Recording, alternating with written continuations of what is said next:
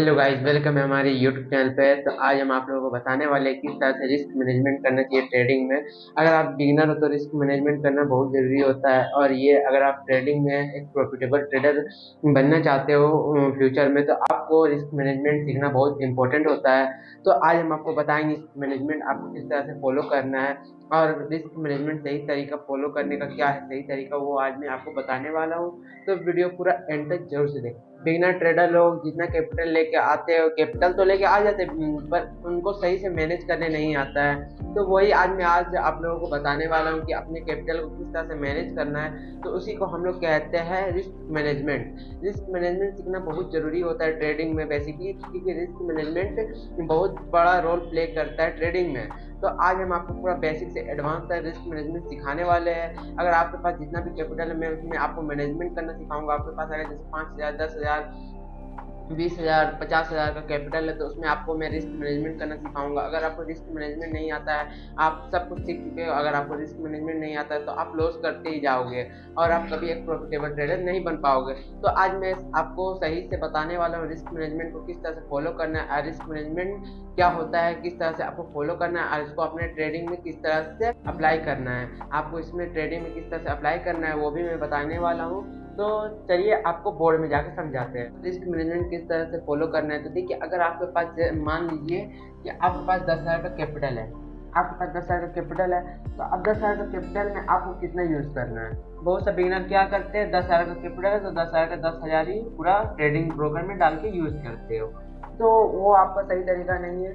पहला आपको, अगर आपके पास 10,000 का कैपिटल है तो आपको यूज करना है उसका 50%, मैंने 5 किया। अगर आपके पास 10,000 कैपिटल है तो आपको यूज़ करना है 5,000, और 5,000 का कैपिटल से आपको अपने ट्रेडिंग ब्रोकर में डालना है, और जो 5,000 बचता है उसको आप अपने बैंक में ही रहने दोगे। आप उसको अपने बैंक में ही रहने दोगे, मैंने बैंक अकाउंट में ही रहने दोगे। और आपके पास जैसे कि 20,000 भी हो सकता है, 30,000 भी हो सकता है, 40,000 भी हो सकता है, आपके पास जितना भी हो सकता है। तो मैं यहाँ पे अपना एक मान के चल रहा हूँ कि आपके पास मान लीजिए कि 10,000 का कैपिटल है, तो 10,000 का कैपिटल में आपको यूज़ करना है 5 के, और 5 के जो है आपको अपने बैंक अकाउंट में ही रहने देना है। ठीक।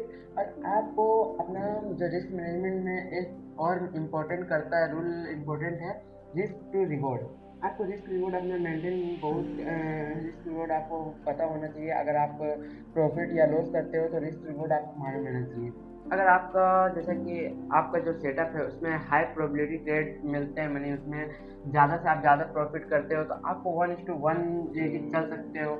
अगर आपका हाई प्रोबेबिलिटी ट्रेड नहीं है, जैसे 50%, 60%, तो आप यहाँ पे 1:2 भी ले सकते हो, 3 भी ले सकते हो। आपको अपना रिस्क रिवॉर्ड मालूम रहना चाहिए, क्योंकि अगर आपका रिस्क रिवॉर्ड नहीं मालूम रहेगा तो आप लॉस करते ही जाओगे। आपको रिस्क रिवॉर्ड मालूम रहेगा, जैसे कि अगर आप 1:1, जैसे कि अगर आप 100 का लॉस लेते हो तो आप 100 का भी प्रॉफिट भी करोगे। अगर आपका 1:2, जैसे कि आप 100 का लॉस करते हो तो आप 200 का प्रॉफिट भी करोगे। अगर आप 100 का लॉस करते हो तो 300 का प्रॉफिट करोगे।